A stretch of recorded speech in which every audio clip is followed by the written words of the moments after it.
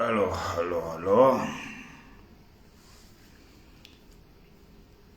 Otep. Salut, bienvenue sur la page de Bertie le Kamite, l'imperturbable négro-thérapeute, défenseur des causes justes qui avance malgré les vents contraires. En espérant que cette vidéo vous apportera un plus, vie, force, santé à vous, pluie de bénédictions ancestrales. Bienvenue sur la page de Mumbeso Mbungon, notable que je suis et porteur du message des ancêtres. Partagez, salut et merci d'être fidèle à mes lives. Tafo Jordan, jeune premier, toujours au rendez-vous. Merci. Salut, partagez, invitez les autres. Progressivement, n'est-ce pas? Invitez les autres. Je vais voir si je peux mettre un peu de musique, mais il faut bien préciser que je n'ai aucun droit sur les musiques qui seront jouées.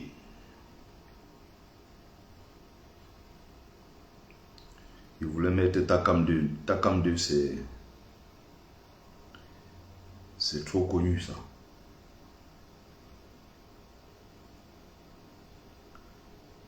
C'est trop connu Takam 2.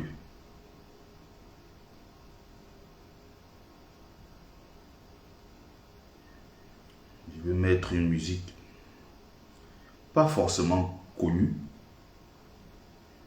mais très intéressante. Et parfois qui va même énerver certains. J'aime bien ça, souvent j'énerve les gens pour rien. Parce que j'aime bien provoquer.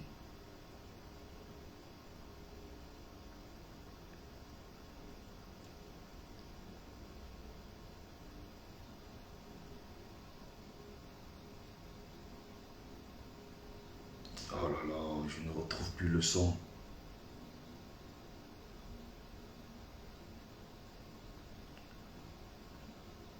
C'est un son en même temps qui est drôle, qui va énerver certains. Ah merde, j'arrive pas à tomber dessus. C'est un truc de malade ça.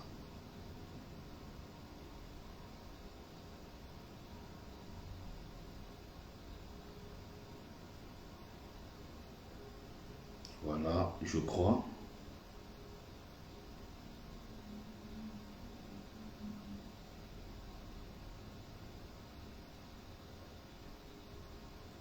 Oh merde, ça m'énerve. Bon, on va certainement faire le live sans musique.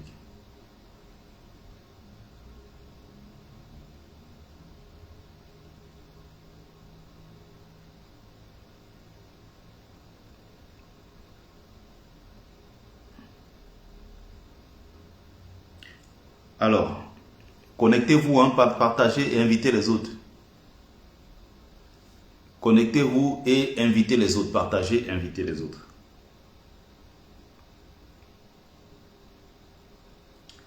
Bon, on va le faire comme ça. Il y a un son que je voulais mettre, je ne retrouve pas. C'est pas bien grave. Donc, comme je vous disais tout à l'heure, bienvenue. On va faire un live basé sur la culture. Partagez et invitez les autres. C'est quoi être un bon Bamileke? Et j'aurai ici, comme d'habitude, pour référence. C'est pour ça que j'aime bien quand je fais les directs à partir de chez moi. Comme ça, ma bibliothèque est à zéro pas. Je peux vous donner des références au fur et à mesure parce que j'espère bien que vous avez compris que mon travail sur la toile, n'est-ce pas, depuis ces années-là, c'est non seulement, voilà, de porter un message, n'est-ce pas, rassembleur, c'est de pousser, n'est-ce pas, les gens également à comprendre, à connaître leur histoire, à s'intéresser à la politique, à la culture camerounaise en général, africaine, parce que quand je fais des lives, ça dépend. Je peux le faire parfois pour le peuple Bamileke, où je m'adresse, le destinataire si vous voulez, c'est le peuple Bamileke, comme je peux m'adresser aux Camerounais dans son ensemble, comme je peux m'adresser aux Africains, tout dépend. Donc, je vais m'adresser ici aux Bamileke, mais en même temps, je vais permettre aux Camerounais ou ceux d'ailleurs qui sont curieux, parce que le Bamileke aujourd'hui n'est plus ce peuple-là seulement camerounais, ou du moins connu au Cameroun, mais c'est un peuple qui allait largement au-delà de nos frontières. Donc pour parler ici du peuple Bamileke, je vais m'appuyer beaucoup plus sur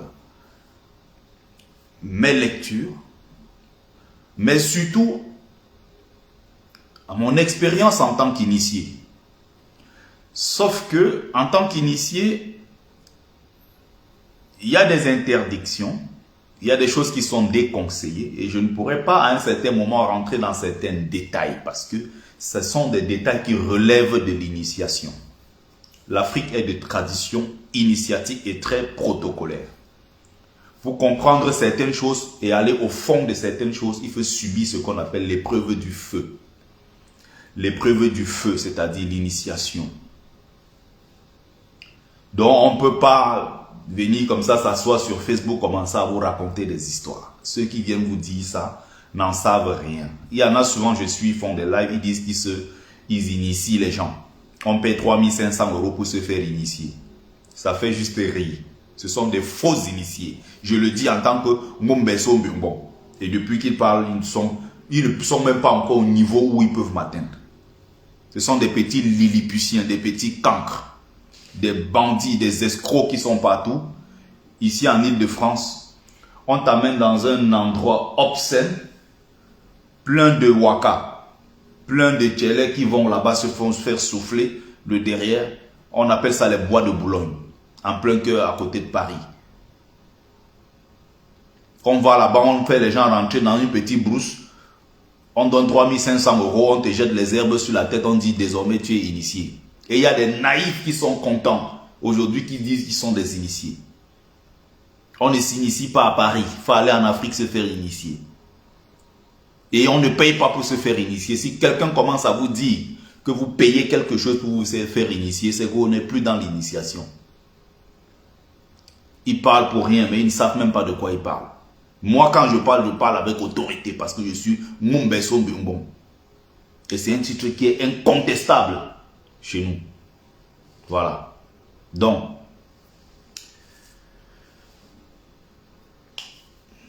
il y a des étapes. On ne se lève pas un matin comme ça, on commence à parler. Donc, je vous parlais encore la dernière fois. Donc, vous avez bien compris que mon objectif ici, à chaque fois que je fais un live, c'est d'élever la communauté. Pas communauté Bamileke seulement. Quand je parle de la communauté noire, la communauté africaine. Sauf que bon, pendant un certain nombre de temps, bon, je ne veux pas parler de ça, je laisse ça pour une autre fois. Donc, on va s'appuyer sur les ouvrages que nous avons, que j'ai ici. Je n'ai pas tout pris, malheureusement. J'ai quelques-uns avec moi ici. Je suis en plein déménagement, enfin en plein aménagement. Donc là, je suis en train d'aménager. Bon, chez moi, je n'ai pas retrouvé, je n'ai pas ramené toutes mes valises. Une bonne partie de ma bibliothèque est de l'autre côté. Mais j'ai pris quand même les ouvrages essentiels.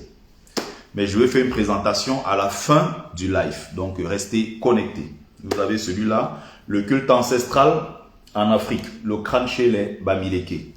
Il est de Nwambe Siake, qui est mon frère et ami. Vous aurez cet ouvrage qui est un ouvrage de référence sur le Cameroun. Les civilisations du Cameroun. Celui-là, il coûte juste 30 €, 29 €. Et celui-là, il est à 55 €. Du moins, je l'ai acheté comme ça. Je ne sais pas si les prix ont augmenté entre-temps. Les civilisations du Cameroun. Histoire, art, architecture, société traditionnelle. Ça, c'est avec la préface de Alain Foucault. Alors, c'est un ouvrage très intéressant que j'ai présenté ici la dernière fois, qui est de Patrice Ngana, la recette du porc. Ça va vous permettre de comprendre beaucoup de choses en tant que Bamileke. Et il faut bien faire la différence, pour ceux qui ne comprennent pas Patrice Ngana. Le prof a ceci de particulier, et c'est très important parce qu'il précise ici, les articles réunis, on est là dans la quatrième de couverture, pardon. Les articles réunis ici sont des points de vue historiques dans le vécu, ceux d'un Bamileke, et l'auteur est Bamileke. Écrit entre 2011 et 2019, ces textes ont Deux styles qui ensemble caractérisent l'écriture bamileke. L'analytique d'une zoup. Il faut bien comprendre ces parties, c'est très important. L'analytique d'une zoup et le performatif d'une zui. Il constitue l'intervention de l'écrivain et se complète pour propulser l'action qui, elle aussi, a eu lieu à plusieurs égards. Car sans action, l'écriture est futile. Donc, il faut savoir faire la différence ici entre le Patrick Nganang qui parle sur sa page Facebook et qui souvent peut être dans des attaques, souvent peut être dans la transmission du savoir, qui peut être dans le partage de l'information, qui peut être dans beaucoup d'autres choses, avec le Patrick Nganang dans ses livres, qui est beaucoup plus ordonné, beaucoup plus concentré, beaucoup plus structuré, et dans la pensée, c'est quelqu'un de très fort. Il faut savoir respecter son travail. Vous pouvez ne pas aimer l'homme, c'est votre droit. Il faut savoir respecter le travail qu'il fait. Voilà. Donc, je vais faire, peut-être si on a un peu plus de temps à la fin, je vais faire une présentation. Quand je monte les ouvrages comme ça, quand je les présente comme ça à la va-vite, c'est pour que vous les achetiez. Achetez les ouvrages, asseyez-vous, prenez le temps de lire et surtout transmettez à vos enfants. Transmettez à votre entourage. Donc, ça c'est la première version. Le culte des ancêtres chez les Bamileke, c'est le même auteur. Et il a fait un travail, n'est-ce pas, monumental. Il a repris cet ouvrage complètement et ça a donné ce que vous voyez aujourd'hui. Donc, avec des photos, couleurs, hein, avec des explications. C'est quoi le but? C'est que vous voyez les sacrifices, le crâne et toutes ces choses-là. C'est tellement bien détaillé cet ouvrage.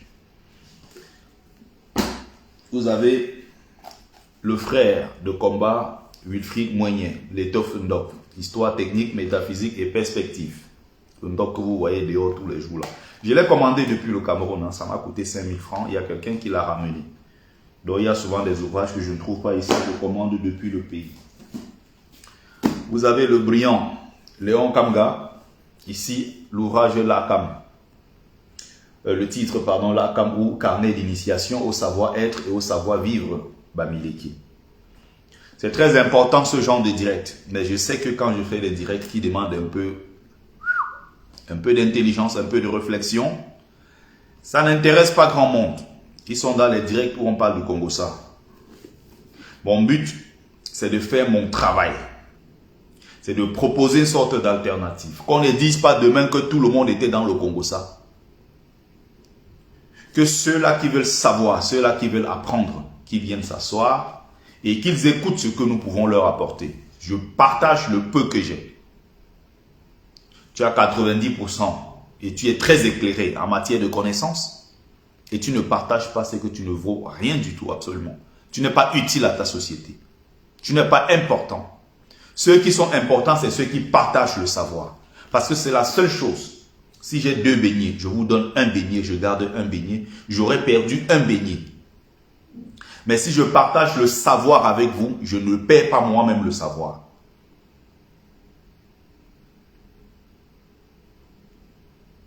C'est ça la différence. Je peux tout donner, mais personne ne viendra sortir ce qui est là. Donc ça doit être comme la Bible du Bamileke. C'est très important, ce livre, très. J'en ai lu des tonnes, mais celui-là m'a particulièrement frappé. On va plus s'attarder dessus, mais je vais revenir avec quelques exemples intéressants. On continue. Celui-là aussi, super intéressant, de Dieu de Notoukam. Histoire et anthropologie du peuple Bamileke, nouvelle édition revue et augmentée. Histoire et anthropologie, très intéressant aussi. Brillant auteur. Un travail formidable. Donc, c'est ce que nous sommes censés faire. Donc, quand on parle du peuple Bamileke, si vous voulez, Anglo-Bami, Grassfield, il y a ceux qui s'assument en tant que Grassfield, ceux qui ne veulent pas s'assumer en tant que Grassfield, c'est leur droit. Mais nous parlons ici de ce que nous connaissons. Donc le Bamileke tel qu'il est présenté aujourd'hui, comme un commerçant, un peuple très débrouillard, qui est dans l'informel, un peuple voilà, qui se bat, comme on dit au pays, n'a pas toujours été ce que les gens voient aujourd'hui. Il faut rappeler que nos ancêtres sont partis d'un contexte à l'époque. Je vais brosser ça très vite parce qu'on ne va pas avoir tout le temps de rentrer dans les détails. Ils ont, malgré les agressions répétées de ceux qui voulaient nous convertir à l'islam, qui voulaient nous convertir aux religions importées, nos ancêtres ont résisté. Et donc, en résistant, ils vivaient dans un environnement qui ne lui était pas favorable, tant sur le plan climatique, tant sur le plan même de la géographie. Vous regardez aujourd'hui là où nos ancêtres étaient installés, l'ouest du Cameroun sur les zones de montagne, des zones parfois qui n'étaient pas très accessibles. Donc, ils ont toujours été exposés, ils ont toujours eu affaire à un environnement très ingrat, qui quelque part aussi a développé ce sens-là de la débrouillardise et du système D. Parce que chaque peuple ici s'adapte à un certain environnement. Chaque peuple, chaque fois qu'il fait face à une difficulté, développe maintenant des techniques soit de contournement, soit des techniques pour dompter définitivement, voilà, le milieu dans lequel ils vivent.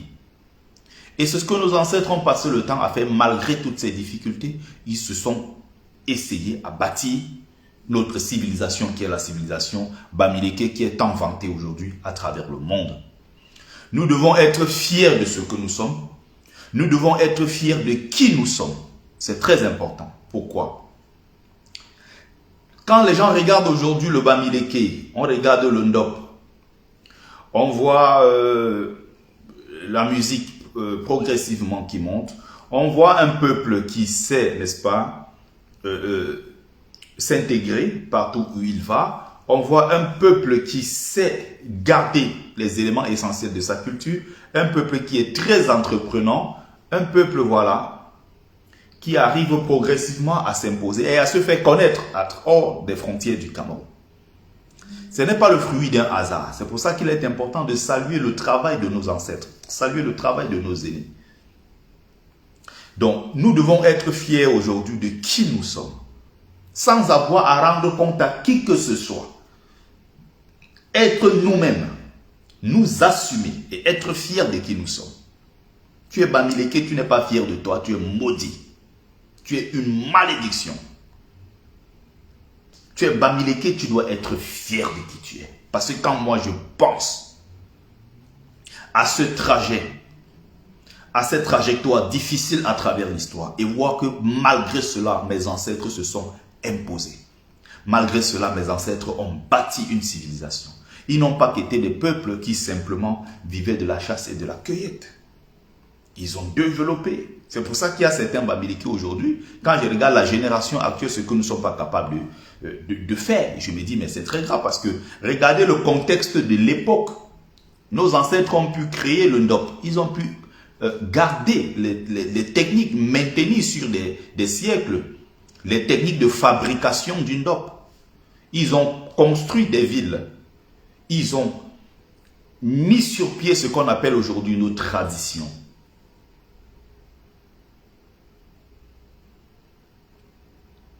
Ce sont eux qui ont posé les jalons, qui ont posé les bases de ce que nous devenons aujourd'hui en tant que peuple. À leur époque, ils ont travaillé. Aujourd'hui, on porte seulement les noms que ceux-là ont inventés. Certains ne savent même pas que les noms s'inventent. Quand vous allez aujourd'hui là sur le listing des noms Bamileke, il y a combien de noms Bamileke qui ont été récemment inventés? Si vous allez bien voir dans l'histoire, c'est pratiquement les mêmes noms qui sont là depuis des décennies et des décennies, qui est l'invention de nos ancêtres. Nous sommes juste en train de continuer sur leur chemin. Et même d'ailleurs, pour beaucoup, on s'est détourné du chemin de nos ancêtres. Donc voici là où j'appelle les Bamileke à être efficaces. Savoir qui ils sont, qui étaient leurs ancêtres, quelle était leur histoire, et non aller s'asseoir sur des pages là-bas pour insulter les boulous. Ce n'est pas ce qu'on vous demande de faire. Le bon Bamileke n'est pas celui qui va s'asseoir pour insulter les autres tribus. Ce n'est pas ce qu'on vous demande de faire. Le bon Bamileke, c'est ça. Le carnet d'initiation au savoir-être et au savoir-vivre Bamileke. C'est quoi le savoir-être? C'est quoi le savoir-vivre Bamileke? Voilà la question de fond.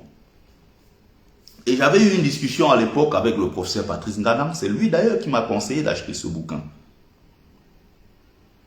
J'avais eu une discussion avec lui parce que je ne comprenais pas le rapprochement que le professeur Patrice Nganam faisait avec le Poulakou chez les Islamo-Peuls du Nord. Et c'est même pas seulement au Nord. Le Poulakou ici, c'est chez les Peuls et c'est à travers l'Afrique. Mais restons dans le cadre, n'est-ce pas, du Cameroun. Donc, quand il faisait le rapprochement entre les deux, c'est parce qu'il avait déjà fait un travail. Parce qu'il faut préciser qu'il est spécialiste des cultures et des cultures africaines. Et il enseigne ce qu'on appelle le African Study aux États-Unis. Et donc, après, quand j'ai eu la discussion avec lui, il me dit non, je ne t'en dirai pas plus. Rentre d'abord travailler, achète cet ouvrage, tu le lis. Et quand tu le liras, tu comprendras pourquoi j'ai fait le rapprochement entre le livre de Léon Kamga, intitulé L'Akam, et le Poulakou. Le Poulakou ici, c'est quoi chez les Islamo-Peuls? C'est les règles, c'est les ensembles du savoir-vivre en tant que Peul. Donc, ils appellent ça là-bas le Poulakou. Les populations autochtones, par exemple, chez les Guida, ils vont appeler ça le Mayenzing. Voilà. Donc, chaque peuple, n'est-ce pas, a ça. Donc, en pays Bamileke, l'équivalent, c'est donc le Lakam. Qui sont en quelque sorte, c'est ce carnet-là qui régit, où à l'intérieur, on peut retrouver un certain nombre de règles de savoir-vivre, de savoir-être et tout, en tant que Bamileke. Qu'est-ce que je suis censé faire, moi, en tant que Bamileke? Est-ce qu'en posant tel ou tel acte, je ressemble à mes ancêtres? Est-ce qu'en posant tel ou tel acte, je fais exactement ce que mes ancêtres auraient voulu que je fasse? Voilà ma contribution. Considérez ceci comme ma contribution à l'éveil des consciences. Considérez ça comme ma contribution pour permettre à ce peuple, à ceux d'ailleurs que j'appelle généralement les Bamileke en tomate. Bon, c'est un peu provocateur. J'aime bien la polémique, comme vous le savez. Donc, mais c'est très, c'est teinté de beaucoup d'amour. Hein. C'est même d'ailleurs porté par l'amour, tout ce que je fais. Donc, je peux souvent provoquer et ils savent pourquoi je provoque. Donc, c'est ce que j'appelle le Bamileke en tomate, le Bamileke sans caleçon, Bamileke de Tulma, le Bamileke de seconde zone. Ce sont donc ces Bamileke qui s'éloignent de ce qu'on appelle le Lakam. Les Bamileke qui s'éloignent complètement de cela. Comme aujourd'hui, on voit un Bamileke costaud comme ça, grand. Il est gigolo. C'est quel genre de Bamileke ça? Bon, je vais aller dans l'autre, comme je suis en train de vous expliquer. Donc, nos parents, nos grands-parents, nos ancêtres, disons ça comme ça, sont partis de ce cadre-là où à chaque fois ils se sont adaptés à l'histoire. Ils ont été d'ailleurs des témoins et acteurs majeurs de ce qui s'est passé dans notre pays. Ils partent du peuple, n'est-ce pas, chasseurs et cueilleurs, qui bâtit une civilisation, qui arrive à presque dompter son milieu. Et quand je dis dompter ici, pas dans le sens occidental, il arrive à s'adapter, si vous voulez, au milieu naturel dans lequel il va évoluer. Il va passer progressivement de ce peuple-là à agriculteur, parce qu'on vit dans un espace où il pratique l'agriculture. Et faisant face, n'est-ce pas, au manque d'espace de terre à l'ouest du Cameroun, et avec la guerre qui va arriver, il y aura le génocide qui va arriver, et nos populations vont progressivement s'installer dans d'autres zones du pays. Et donc on va se jeter dans le secteur informel parce que aussi quelque part on ne leur permettait pas d'accéder à un certain nombre de postes ou avoir des boulots dans l'administration. Il y a d'ailleurs jusqu'aujourd'hui des parents Bamileke qui ne comprennent pas encore c'est quoi être policier, c'est quoi être gendarme, qui ont empêché leurs propres enfants d'aller faire ces concours-là parce que pour eux, vu le traumatisme qu'ils ont vécu, porter les armes, être militaire, être policier, être gendarme, c'était aller tuer les gens. Et nos parents avaient horreur de voir le sang des innocents couler. Donc, quand on observe tout ça, On se demande finalement, nous aujourd'hui en tant que jeunes Bamileke, quelle est notre place dans ça? Qu'est-ce que nous avons gardé de cela? Est-ce que nous sommes aujourd'hui en train de suivre le chemin tracé par nos ancêtres? Je ne dis pas que, d'ailleurs ce que je suis en train de retracer là montre que, à travers l'histoire, le peuple Bamileke n'a pas été statique. Non, on est assez dynamique et on s'adapte selon l'histoire et selon l'environnement. Donc, est-ce que ce que les Bamileke sont en train de faire aujourd'hui, c'est ce que leurs ancêtres prenaient? Est-ce que nos parents prenaient le Bamileke gigolo comme on voit aujourd'hui à Paris? Il se lève le matin, il va en salle de gym, il porte le fer, il a les muscles comme ça, il va s'asseoir là, il est gigolo. Il doit gérer 3-4 femmes pour pouvoir payer son loyer et tout ça. Il dort ici, il met sa valise là-bas, il met sa valise à gauche. Et après, quand il y a la fête des Bamileke, il porte le ndop, il va se mettre devant, dire qu'il est Bamileke. C'est quoi donc finalement le bon Bamileke? C'est celui qui se met sur Facebook pour insulter les boulous, insulter les Douala, insulter les nordistes. Ce n'est pas ce qu'on vous demande. Et donc, comme beaucoup ont peur de la lecture, beaucoup fuient le côté intellectuel de la chose, beaucoup fuient l'effort intellectuel, ils se versent dans les lives de Congossa à longueur de journée. Voilà au moins 5 à 7 ouvrages que je viens de vous proposer. Celui-ci est le plus volumineux. Il doit faire peut-être dans les 700, 600, 700. Mais c'est un travail qu'il faut faire. À défaut, suivez des lives où de temps en temps nous apportons des détails. Donc, j'étais en train de dire ceci. Quand on voit de là où nous sommes partis en tant que peuple, après un génocide, pour arriver aujourd'hui au Bamileke que nous sommes aujourd'hui salués à travers le monde, grâce à notre force, grâce à notre dynamisme. Quand on regarde les Bamileke aujourd'hui qui ont des hôtels à perte de vue à Marrakech, qui ont des hôtels partout aux États-Unis, qui ont des grosses entreprises à Dubaï, quand on regarde ce peuple-là qui est dynamique et qui se bat à travers le monde, qui a des entreprises en Chine, qui a des entreprises à Taïwan, qui a des banques partout, je rappelle qu'il y a seulement moins de 60 ans, c'était strictement interdit au Bamileke. Ne serait-ce qu'être taximan. Encore moins construire un hôtel, gérer sa propre plantation, gérer un certain nombre de choses, c'était strictement interdit. Même pour se déplacer à l'intérieur du Cameroun, il fallait le laisser passer. Il y avait le système de l'Orchou. Le Bamileke ne pouvait pas s'exprimer. Aujourd'hui, nous portons cette parole. Aujourd'hui, nous nous libérons. La génération actuelle arrive à faire un certain nombre de choses. Il y a également des batailles qui sont liées à notre époque.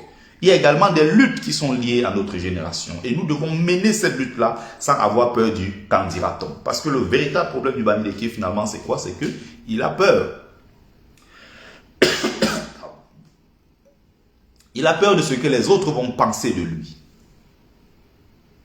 Depuis qu'il y a certains qui disent que oh, il est ethnocentré, il a fait le repli identitaire, d'autres sont allés même très loin jusqu'à dire que Bertie le Kamit, il est tribaliste. Quelques nénuphars, quelques lilliputiens comme ça, quelques médiocres qui ne connaissent même pas c'est quoi la définition du mot tribalisme. Ils croient, ces gens-là croient vraiment pouvoir m'impressionner. Ils croient qu'ils peuvent m'intéresser. Je m'intéresse aux gens comme ça. Vous croyez que depuis des mois et des années, vous dites ça, qu'est-ce que ça m'apporte? Qu'est-ce que ça change? Est-ce que vous avez remarqué quelque part que mon discours a un peu changé? Parce que le but, c'est ça. Les tribalistes n'aiment pas qu'on parle de tribalisme. Les racistes n'aiment pas qu'on parle de racisme. Parce qu'ils savent qu'ils sont racistes. Ils savent qu'avec ce sujet-là, ils sont mal à l'aise. Ils n'aiment pas qu'on parle de tribalisme parce qu'ils savent qu'ils sont tribalistes. Donc aujourd'hui, si tu as aimé ta sœur et que les gens veulent te faire des remarques parce que tu es Bamileke, oh, vous aimez toujours prendre vos sœurs, soyez fiers d'épouser vos sœurs et de les valoriser. Soyez fiers de qui vous êtes. Et quand je dis ça, ne soyons jamais dans la réaction. Parce qu'à partir du moment où tu réagis, à partir du moment où tu fais certaines choses pour réagir, tu n'as plus tous les éléments, toute la lucidité pour faire les choses posément. Pourquoi? Parce que tu es dans la réaction. Il faut entreprendre de tout faire par nous-mêmes et avancer en tant que peuple. Et non toujours soit écrit notre histoire parce qu'on réagit à ce que les autres ont dit de nous, soit peut-être se comporter d'une certaine façon au Cameroun en tant que Bamileke. Pourquoi? Parce que les autres ont dit que nous sommes ceci et nous nous adaptons, ou nous faisons des choses parce qu'on veut plaire aux autres. Il ne faut pas être dans la réaction. Il faut être soi-même et avancer. Que les gens soient contents, qu'ils ne soient pas contents, ça c'est leur problème. Nous sommes fiers de qui nous sommes. On voit des Bamileke aujourd'hui qui ont honte de parler leur langue en public. On voit des Bamileke qui ont honte, qui n'assument pas leur identité. On voit des Bamileke qui, quand ils épousent leur propre sœur, c'est comme si c'était un échec. Mais quand c'est une femme qui vient d'ailleurs, on la valorise, on la survalorise. Nous avons toujours un certain nombre de comportements qui, au final, démontrent que nous manquons de confiance et qu'on a envie de faire des choses pour plaire aux autres. Je comprends le problème. C'est dû à un certain nombre de choses, la marginalisation, le génocide, la colonisation et tout ce qui va avec. Mais c'est un travail de longue haleine, c'est progressif, il faut travailler. C'est pour ça qu'il faut des séances de négrothérapie à certains. Il faut des gens comme les Anango, comme ça, qui ont honte d'être tcham. C'est des gars comme ça qu'il faut fouetter avec les jujubes partout, avec l'arbre de la paix. On fouette, on crache ça sur lui, on retire cette malédiction-là dans lui. C'est tout un travail.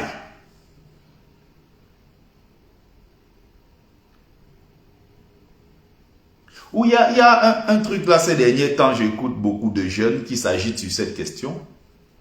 Et c'est justement le même problème. C'est la même jeunesse Bamileke qui ne comprend rien à rien.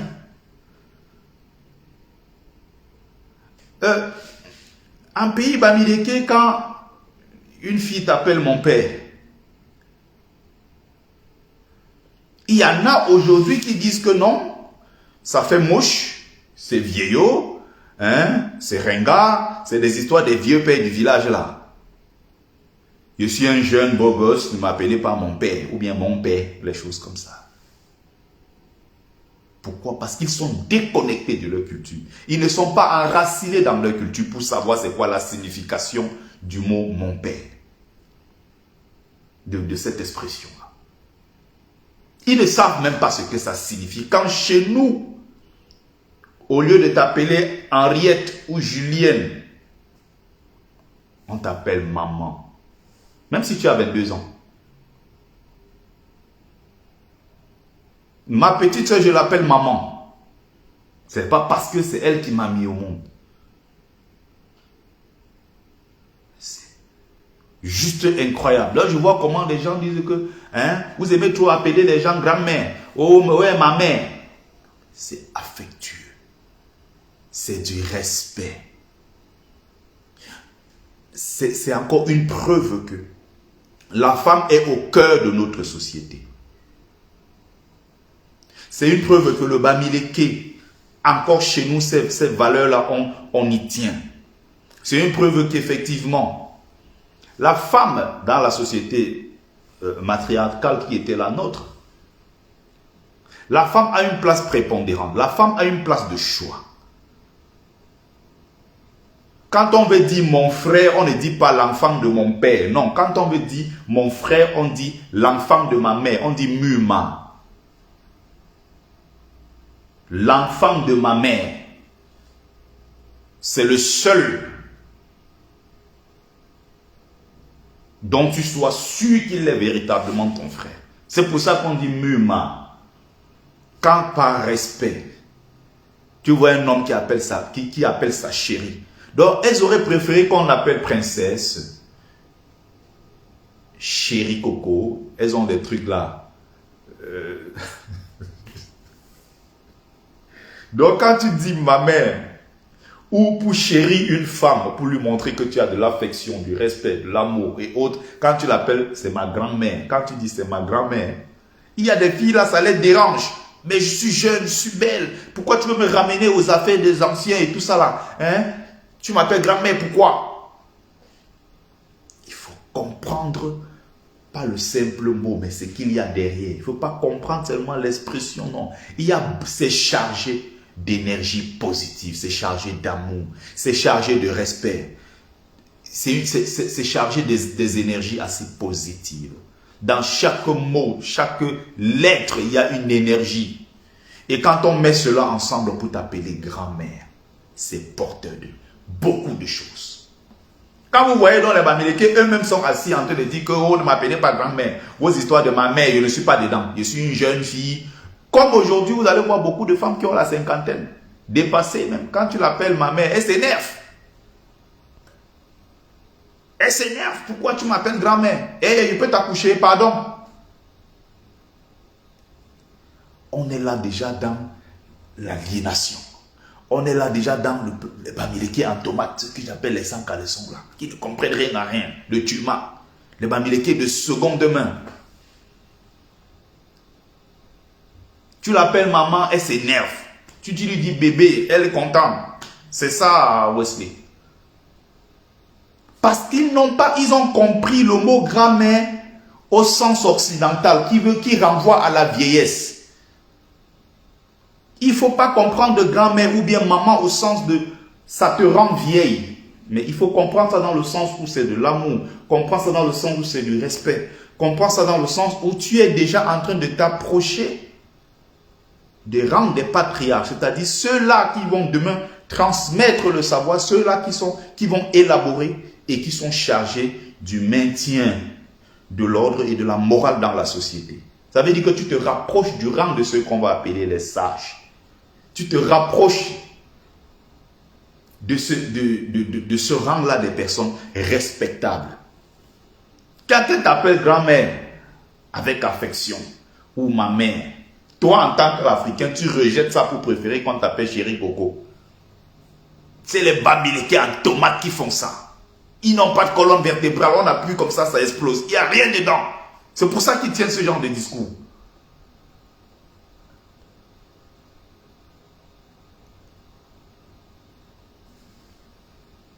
Il n'y a rien dedans. Rien du tout. Donc, j'ai commencé par saluer ici l'adaptation de nos ancêtres dans un environnement très difficile. J'ai commencé par d'où nous sommes partis en tant que peuple pour garder aujourd'hui jalousement nos traditions. Vous voyez encore le culte des crânes qu'on pratique aujourd'hui. Il faut saluer cela. Comment on a pu conserver toutes ces traditions-là malgré les agressions répétées de nos ennemis, de ceux qui voulaient détruire cette culture, ceux qui voulaient détruire ces traditions, ceux-là même qui voulaient nous imposer leur religion. Vous allez voir qu'aujourd'hui, malgré ce qu'on va dire, les Bamileke ne sont jamais devenus de fervents chrétiens et de fervents musulmans.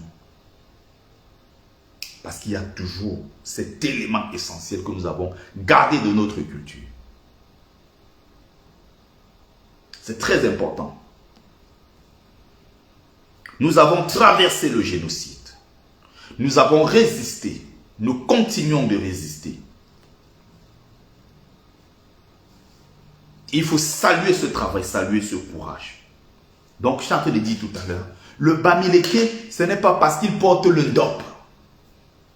Ça en fait partie. C'est bien de valoriser qui nous sommes. Le ndop ici, c'est si vous voulez... C'est l'histoire même en fait du peuple Bamileke, du Grassfield en général. Il faut bien préciser ici que le Ndop n'est pas seulement Bamileke, le Ndop est Tika, le Ndop est Bamoun, c'est l'ensemble, n'est-ce pas, du Grassfield.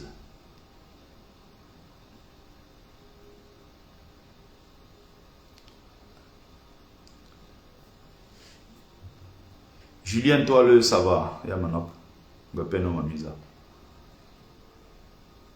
Aline Zédé. Voilà, bébé, c'est ça. Non, je t'appelle grand-mère. Voilà, Aline Zédé, je veux t'appeler grand-mère.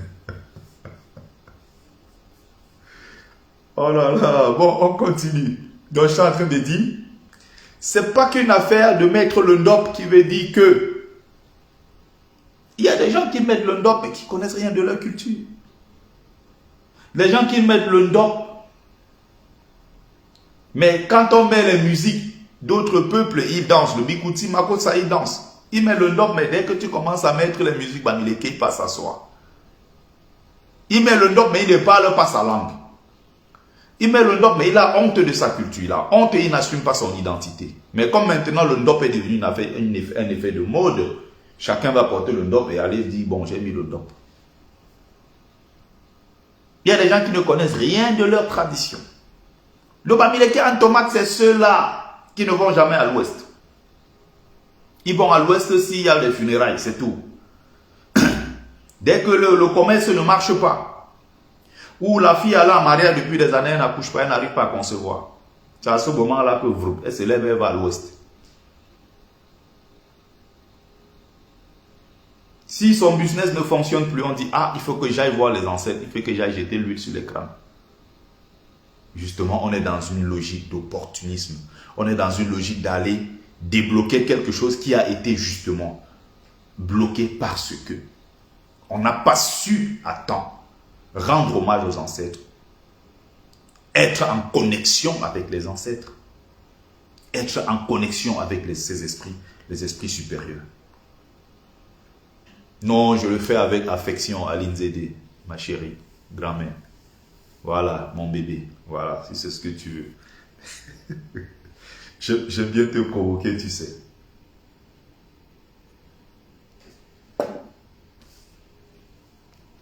Donc, il faut sortir de cette logique. C'est pour ça que je tenais absolument à faire ce live. Le Bamileke, c'est le respect, c'est les valeurs. Être Bamileke, c'est le travail acharné. C'est le travail. Et quand je dis le travail, bien ordonné, le travail bien fait.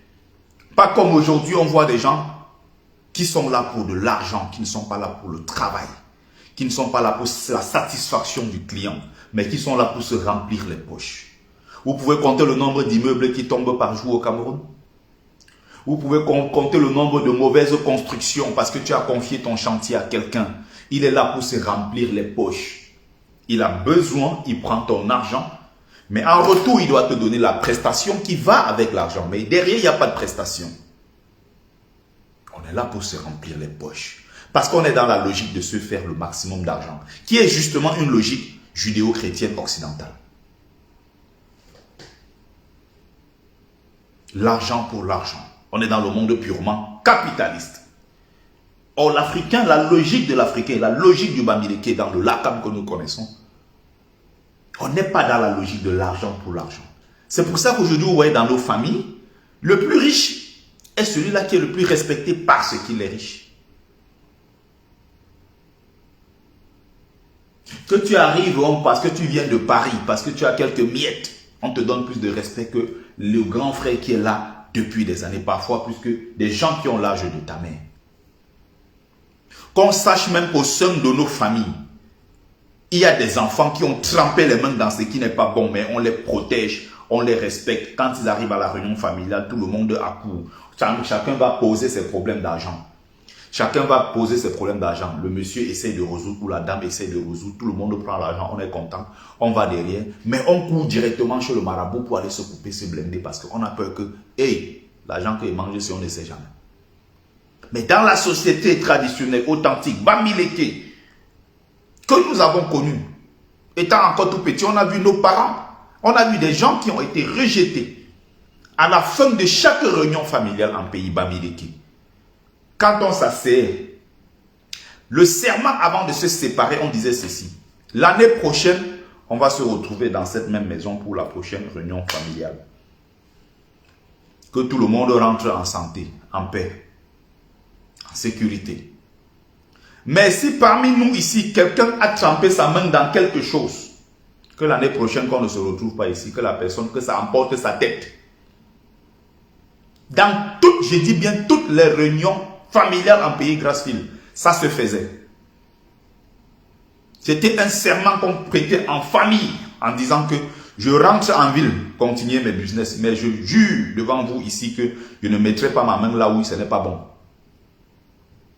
Aujourd'hui, qu'est-ce qui se passe en pays Bamileke? On sait que l'enfant, s'il est parti d'ici, vendait les œufs sur la tête, comme on a vu au Cameroun l'autre jour. Jeune garçon, tu vendais les œufs. Quand tu vends tes œufs, tu vends avec du pain. Tu as fait, c'est toi qui as fait le piment à côté. Tu as pris la mayonnaise, tu as pris ce, tu as fait. Tu sors, tu marches dans la ville, tu vends. Si tu gagnes 5 000 francs par jour, tu as gagné peut-être dans ça 2 000 francs de bénéfices. Si dans les 2 000 là, tu dois payer ton transport pour rentrer chez toi, tu dois manger au courant de la journée. Supposons même que tu fais des dépenses qui vont monter à un certain prix, tu gagnes 1 000 francs par jour. Tu as un bénéfice de 1 000 francs ou que tu gagnes 1 500 francs. Ça va te faire au bout d'un mois combien? Peut-être 45 000 francs, à peine 50 000. Supposons que tu as payé ton loyer, tu as payé tout, il te reste peut-être 50 000 francs d'économie. Parfois, ce n'est même pas possible d'économiser. Comment toi qui vendais les œufs du jour au lendemain, tu as une grosse quincaillerie qui coûte des millions. L'argent est venu d'où?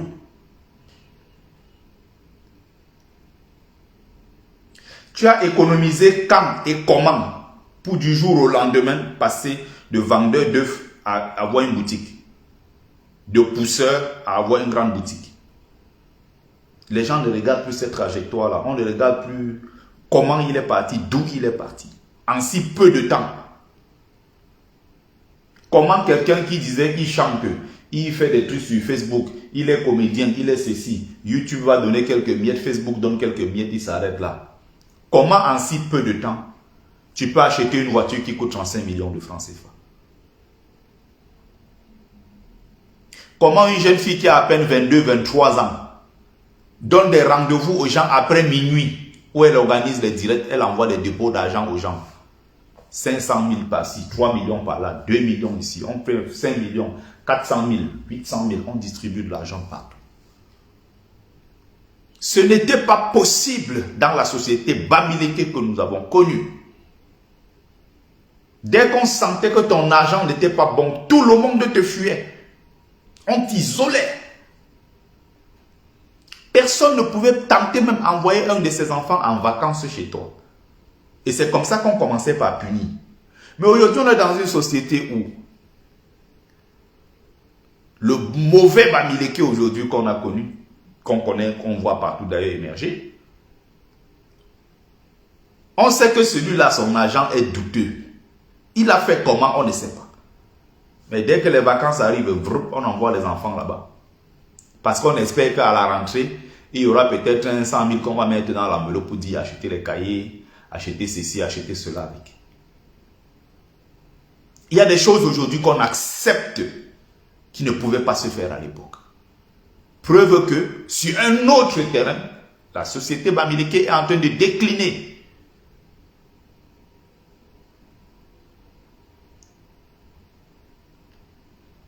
On voit les Bamileke aujourd'hui là qui sont les fiers de l'être et ils sont défendus par les Bamileke. Jusqu'à ce que si tu essaies de reprocher cela, c'est toi qui reproches qui deviens l'ennemi, l'homme à abattre. Parce que justement, tu as dénoncé un certain nombre de comportements obscènes.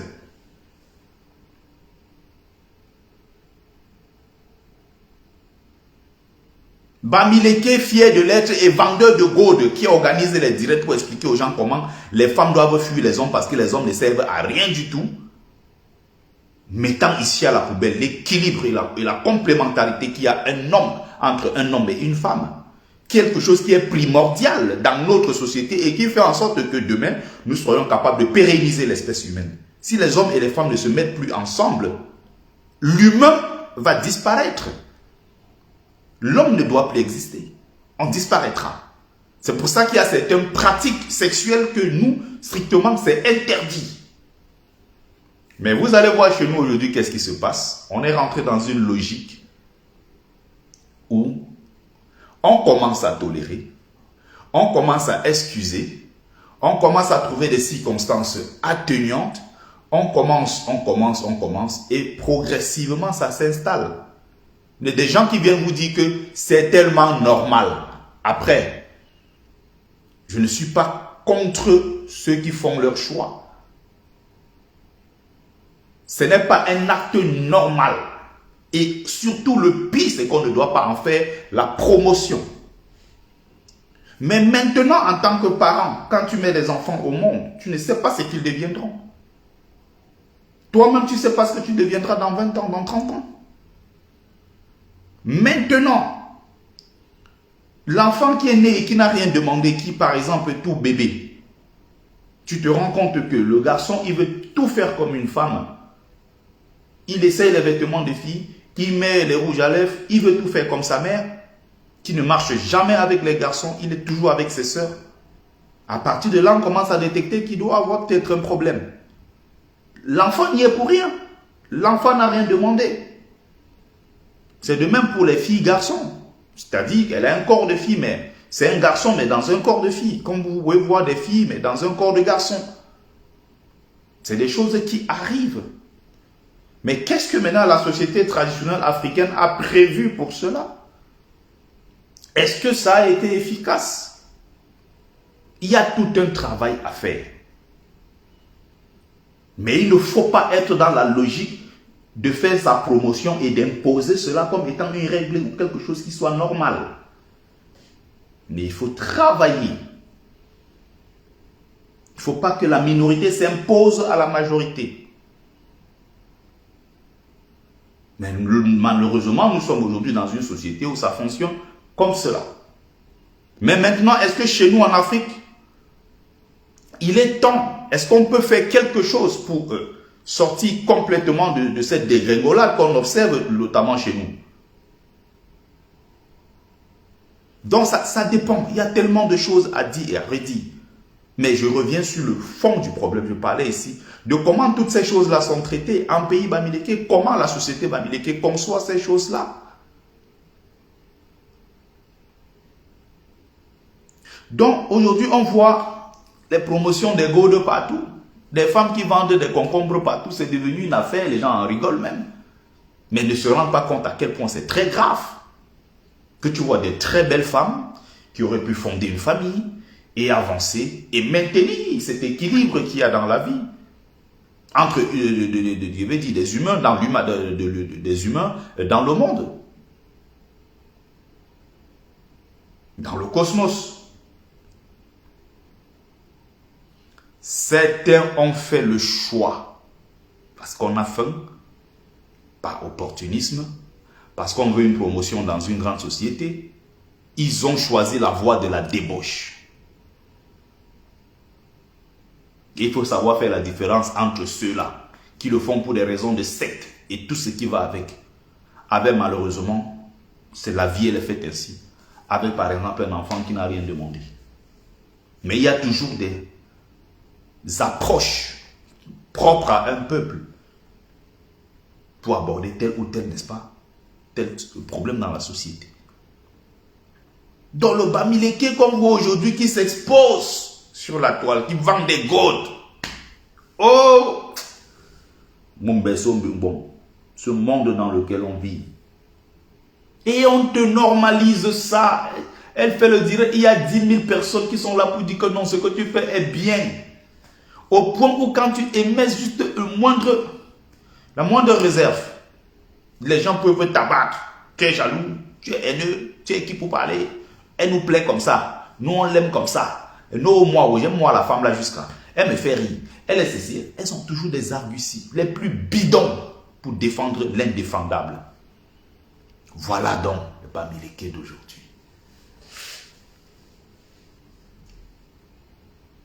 Voilà.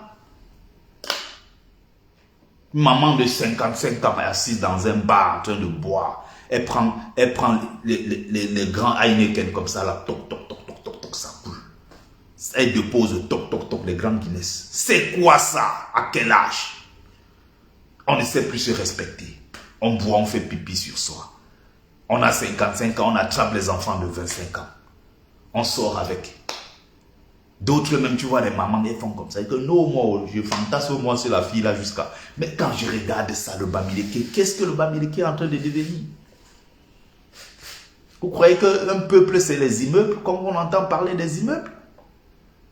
Parce qu'on a des agences de transport, on a des hôtels, on a des immeubles, on a des boutiques, des quincailleries et autres. Vous croyez qu'un peuple, c'est ça? L'âme d'un peuple, ce n'est pas l'argent. Ce n'est d'ailleurs jamais en rapport avec l'argent. La société occidentale aujourd'hui est en train de dégringoler Elle est ce qu'on appelle une société, comme Aimé Césaire l'appelait, la société décadente.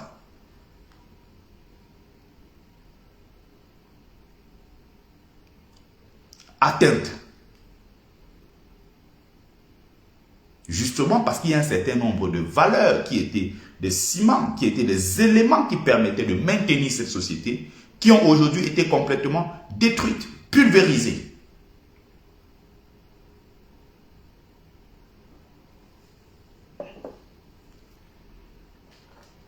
Un Bamileke, c'est l'homme-là qui se lève le matin.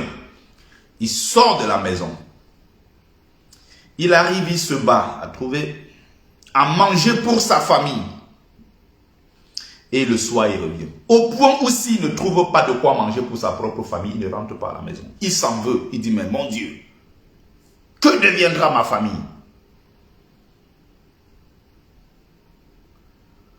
Aujourd'hui, vous avez les hommes Bamileke gigolos. Ce n'est pas ça être un bon Bamileke.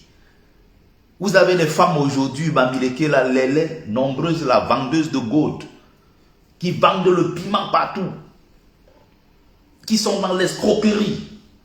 Vous avez une génération d'ailleurs de Bamileke maintenant, de grands bandits sur les réseaux sociaux.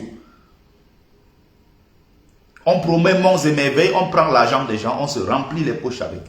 On dit qu'on est coach, on va vous faire devenir riche, mais eux-mêmes ne sont pas riches.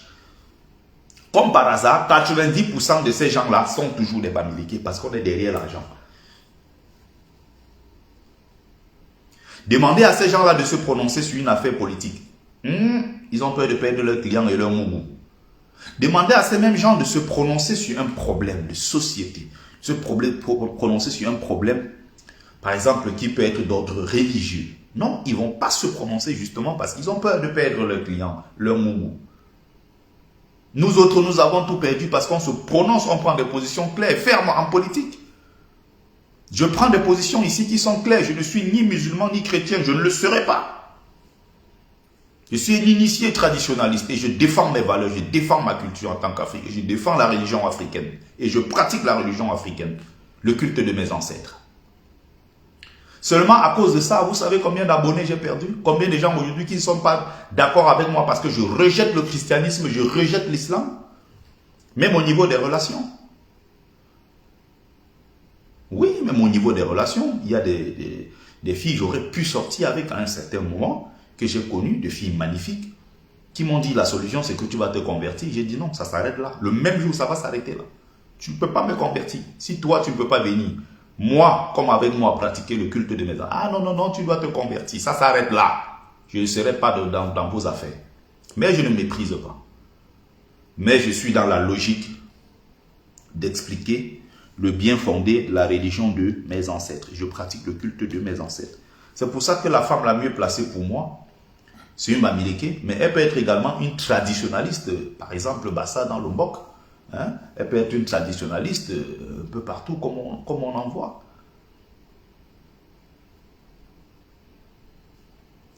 Il faut d'ailleurs que je cherche une de mes soeurs là bien. Parce que moi je suis un traditionnaliste, je suis un notable. Donc il faut que ça je me fais un bon tarot. Hein? Le week-end quand je vais inviter mes amis notables, c'est pas pour qu'on me fasse des pâtes au lardon. C'est pas sérieux.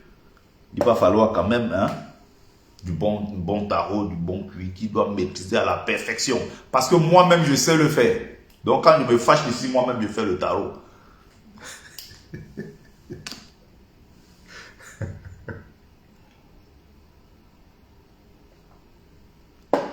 Donc, là, je suis à la conclusion. Hein.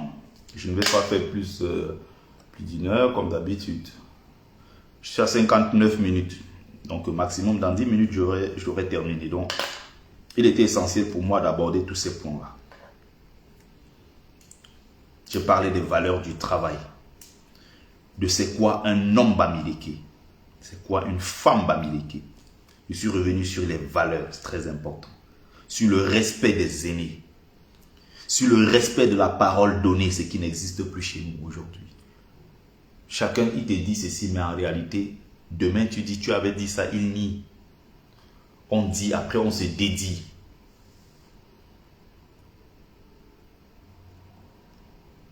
On dit ça, après on dit le contraire. Non, Cindy Tchatchou, 2 heures de live, ça fait beaucoup. Si on doit dire faire 2 heures de direct pour se répéter, raconter les mêmes choses, c'est pas intéressant. Moi, je préfère être synthétique, que je m'efforce à résumer les choses et aller droit au but. Je pense qu'en 1 heure, ou maximum 1h15, on peut faire les choses, sérieusement. J'ai du mal, moi avant je le faisais, mais je le faisais parce que je donnais la parole aux gens. Si on donne la parole aux gens qui interviennent dans des lives, ça peut durer 2-3 heures, je comprends. Mais quand tu es seul dans un speech, tu peux le faire en 1 heure maximum, c'est suffisant. Tu n'as pas besoin de prendre 3-4 heures pour faire des lives. Je vois des gens qui font des directs de 4 heures, 4h30 pour dire les mêmes choses. Parfois j'ai envie de suivre, mais je ne peux pas m'asseoir comme ça 4h30. J'ai mes études à côté, j'ai mes bouquins, je dois écrire, je suis dans le projet d'écriture d'un autre livre, je suis un père de famille, j'ai 2 boulots, j'ai 6 non. Au bout d'un moment, ça fait beaucoup. Si on peut résumer, faire les choses plus sérieusement, après on coupe le direct, on passe à autre chose. Les gens ne vont pas venir s'asseoir pendant 4 heures dans ton direct. Déjà que les gens consacrent 15 minutes, 30 minutes, c'est déjà pas mal. Tu ne vas pas faire 4 heures de direct. Les gens vont peut-être suivre, mais ils ne vont pas aller au bout. À moins que ce soit un genre de du Congo, ça comme je vois parfois sur la toile, ça fait 1 million de vues parce que on fait 4 heures de temps, les gens sont toujours autant nombreux. Mais j'ai fait un choix qui est d'être dans la qualité et non dans la quantité. Alain Francis Capnan, tu me demandes d'expliquer aux gens pourquoi il y a 8000 combien de 600 € dans la caisse pour les prisonniers du MRC. Que je te parle du vol. Déjà, je ne suis pas dans le comité d'organisation. C'est pas pourquoi tu me poses cette question. La question que je vais te poser qui est très simple. Est-ce qu'il y a eu vol? Si oui, qui a volé et combien? Voilà ma question. C'est très simple. Tu connais quelqu'un qui a volé dans cet argent-là, ce qui s'est passé à Suivival là. Comment on appelle la collecte des dons là, soirée caritative du 21 octobre. J'y étais. J'ai mis aussi mon argent, j'ai contribué. J'ai fait la promotion sur les réseaux sociaux. Il y a un bilan qui est là. Il y a ceux qui sont sortis avant, dit que tel a volé, tu as su, tel a fait ci, tel a fait ça.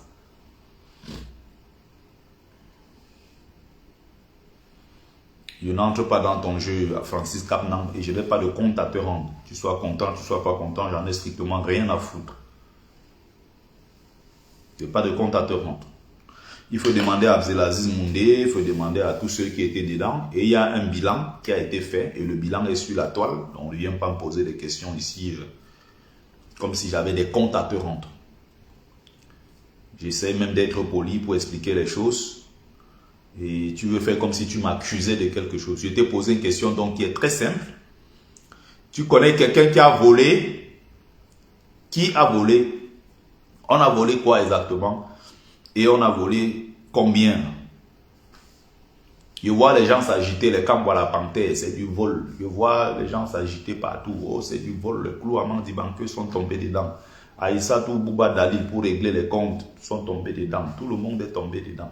On a porté le nom de Moundé, on a jeté en pâture, jeté les Henri Ndjoko, jeté ceci, jeté cela. Ceux même qui ont porté ce truc-là en disant que les gens ont volé, les gens ont fait ci. On a vu le bilan, on a posé les questions hier dans le direct. On a posé les questions hier dans le direct de Nestor Nana. J'ai vu ma soeur là-bas, Mado Keraro, qui était en grande difficulté. Quand on lui a posé des vraies questions, maintenant on répond clairement en se basant sur les chiffres. Celle qui était très à l'aise l'autre jour en expliquant comment les gens ont volé, les gens ont fait ci, ils ont fait ça. Maintenant quand tu dis, bon, on va sur les chiffres. Qui a volé? Qui a volé quoi? Combien a été perdu? Combien? Maintenant, elle, Justine Boukab et tous les autres groupes disent que oui, nous on a les preuves que les gens ont volé. Et si on porte plainte, nous allons sortir les preuves. Mais les mêmes gens disent que non, ils ont les preuves que les gens ont volé et que dans le bilan, ils ont prouvé. Maintenant, quand tu dis, c'est où dans le bilan, on vous dit que non, laissez le bilan, allez suivre les lives que nous on a fait. Moi, honnêtement, je suis perdu. Voilà mes impressions que je te donne. Finalement, qui a donc volé? Est-ce qu'on n'a pas volé? Est-ce que, allez leur demander. Je ne peux pas rentrer dans ça parce que je ne maîtrise pas le dossier en soi. Et je ne me mettrai pas ici pour défendre tel en disant qu'il n'a pas volé. Je ne dirai pas que Mondé n'a rien pris, ou bien que Henri Ndjoko n'a rien pris, ou bien que tel n'a rien pris. Je ne suis pas dedans. Mais je crois que ces gens-là sont suffisamment grands pour ne pas faire ce genre de choses et exposer le président élu. Parce que quoi qu'on dise, ce sont les entourages du président élu. Quoi qu'on dise encore, c'est les prisonniers politiques, mais on n'est pas naïf. Quand on dit société civile, la Maison des Camerounais de France, la société Belgo, Kamé et tout, on sait très bien que derrière cela, il y a le parti, parce que les militants du MRC sont bien sûr dedans.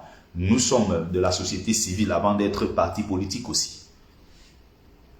Mais il aurait été mieux que les choses se fassent clairement, qu'il n'y ait pas de doute quelque part, parce qu'on a déjà tellement souffert. Et on est là, on n'est pas en train de parler de ce qui se passe à Yaoundé avec la convention du 9 au 10, mais on est plutôt en train de parler d'une affaire de vol. Et ça ne fait pas bonne pub pour le MRC et le président élu que nous soutenons. Les gens auraient pu faire des efforts pour que ce son-là, ce bruit-là même ne sorte pas. Mais voilà ce qui arrive. Donc, je crois ici avoir dit l'essentiel. J'ai insisté sur la parole donnée. J'ai insisté encore en rappelant ici aux frères Bamileke. Je vais rester sur le thème d'aujourd'hui. En leur disant, être bon Bamileke, ce n'est pas insulter d'autres tribus. Vous faites preuve de tribalisme. Vous faites preuve de haine et de rejet de l'autre. Je vous invite à chercher à savoir qui vous êtes, d'où vous venez, quelle est votre histoire. Assumez votre identité, vous affirmer en tant que peuple, mais aussi défendre le 237 qui est notre plus grand héritage. C'est le seul héritage que nous avons, le Cameroun. Et qu'on soit Bami, qu'on soit Boulou, qu'on soit Sawa, qu'on soit du Grand Nord, peu importe, nous avons l'obligation de vivre ensemble sur ce territoire et de partager, n'est-ce pas, de vivre dans l'ensemble de ces territoires.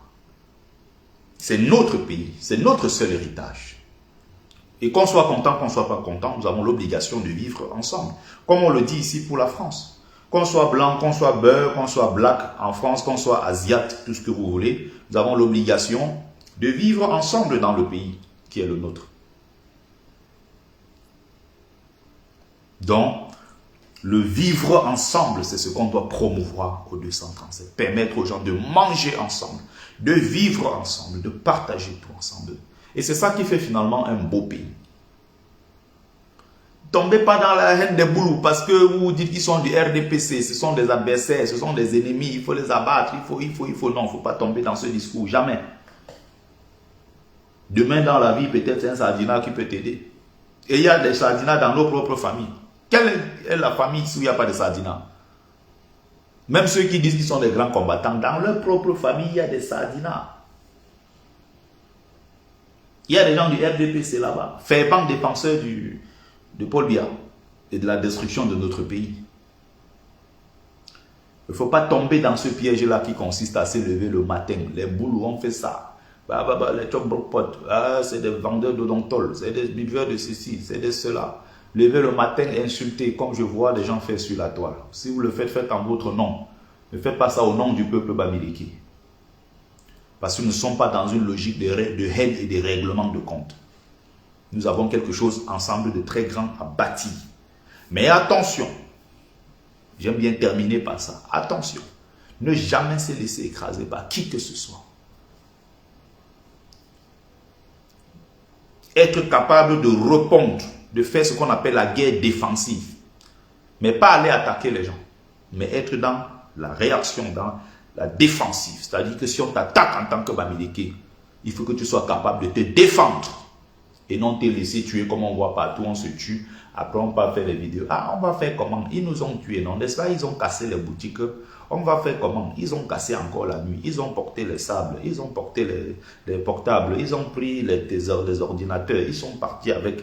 Voici mes 10 doigts. Je vais toujours travailler. Les 10 doigts là ne sont pas coupés.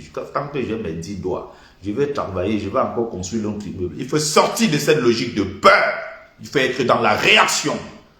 Les gens se préparent pour venir attaquer vos boutiques, casser, piller, violer vos enfants. Soyez prêts à vous organiser en tant que communauté pour réagir. C'est aussi simple que cela. Voilà.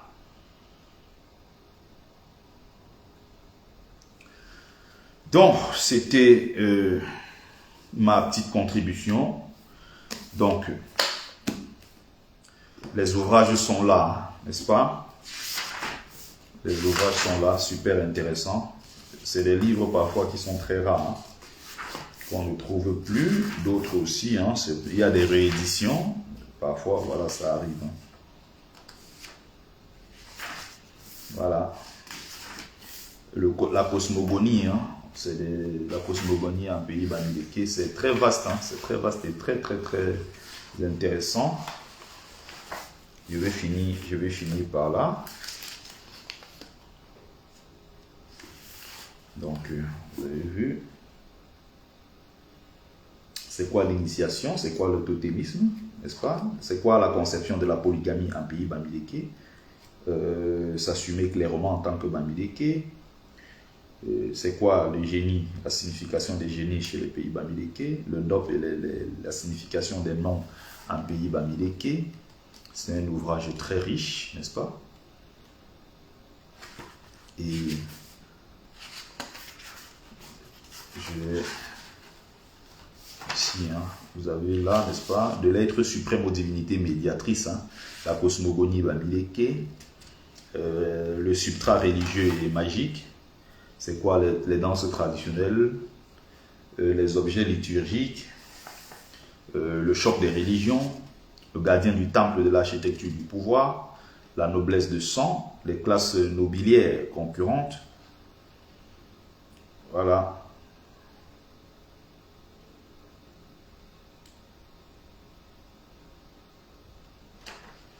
Les cercles du pouvoir, les attributions, hein, les privilèges du pouvoir, les privilèges, là est la stratification sociale, le savoir-vivre dans le temple, les bonnes manières en tant que Bamileke, ça c'est très important, le salut comme acte de courtoisie, l'expression de la gratitude, l'élégance féminine, le culte des rondeurs. C'est ça le vrai Bamileke. Comme moi j'aime les belles femmes, rondement belles, avec des rondeurs bien reparties sur le corps, belle poitrine, un bon derrière bien rebondi, bien dosé comme ça. Nous on aime les femmes comme ça, là, bien fêtées. Hein? C'est ça un bon Bamileke. Le tatouage, l'image de la dentition, les bijoux, les vêtements, un charme et un chic singulier et discret, l'élégance masculine, encore la lutte, le culte des rondeurs, les vêtements et accessoires, hein, la vie en famille, c'est quoi le respect du père, de la mère, l'obligation du chef de famille, c'est ce que je disais ici tout à l'heure, le chef de famille n'est pas un gigolo. Un chef de famille ne peut pas être un gigolo en pays Bamileke, ce n'est pas possible. Les obligations des épouses. Et quand je parle des épouses ici, sont des vrais, ne sont pas des féministes tête percée qu'on voit partout ici maintenant. Qui sont dans le féminisme revanchard, de frustration, le féminisme de substitution, qui veulent prendre la place des hommes, qui veulent castrer les hommes. Francis Capnan, il faut aller loin avec les choses de MRC, le bureau politique n'a pas pris quoi. Ça, c'est votre problème, ça. Ça ne m'intéresse pas, ça. Je dois parler des trucs du MRC de l'autre côté. Moi, je parle ici en tant que Bamileke, je suis en train de parler de ma culture. Ça n'a rien à voir avec le parti politique et l'activisme. Un autre jour, on parlera de politique et de quoi que ce soit, bon, on reviendra dessus. Respecte mon live, s'il te plaît. Ne viens pas mettre des trucs ici contre le MRC. Je peux juste supprimer les commentaires après et te bloquer. C'est aussi simple que cela. L'éducation des garçons. Le repas et les services. Le couscous à la sauce marron. Le taro à la sauce jaune. Ah, mais le couscous, la sauce marron aussi, j'adore ça. Mais c'est très rare ici, très rare. Le savoir-vivre en public. L'incontournable cola, c'est très riche ce livre. La signification du vin de raffia. Les cadeaux de commission, le croisement des jambes. Le croisement des jambes, menacer quelqu'un du doigt. Le respect et la convivialité. La déférence au roi, la déférence à la notabilité. La déférence aux parents et aux aînés, le devoir de réciprocité, les noms laudatifs, la communication, le tam-tam de communication. C'est très riche. Les événements et les cérémonies, l'accouchement, le soin à l'accouchement, les rites annexes à l'accouchement, le choix du nom de l'enfant, les noms dictés par la condition particulière de naissance sont des noms de circonstances. Il y a des enfants qui viennent déjà avec leur nom, il y a certains qui naissent dans des conditions et des circonstances assez particulières. Les noms dictés par le calendrier ou par des événements particuliers, les cas spécifiques des premiers-nés, les autres cas, le changement des noms. Il y a tellement de choses. Il y a des rituels, plein de choses qu'on peut accomplir. Tu dis ce qui est vrai, Francis Capnam. Je te dis que ce n'est pas l'endroit pour le dire. Tu estimes que ce que tu dis est vrai. Je te dis que je suis en train de parler de mes ancêtres. Laisse-moi avec le MSC aller parler ça de l'autre côté. C'est ce que je te demande de nos grands frères. Il a demandé autre chose? Non. Ce que tu dis, peut-être tu as raison, peut-être même c'est tellement vrai. Mais ce n'est pas l'endroit. Il y a la page du MRC là-bas. Respecte le moment où moi je suis en communion, où je suis en train de parler de ma culture et de ce qui est plus important. Parce que ma culture est au-dessus du MRC. Le septième, le savoir mourir, les danses et les musiques, les morts homologués, les rites d'ancestralisation, les mythes et les clichés. Il y a tellement de choses. Ça, c'est la Bible du Bamileke, ça.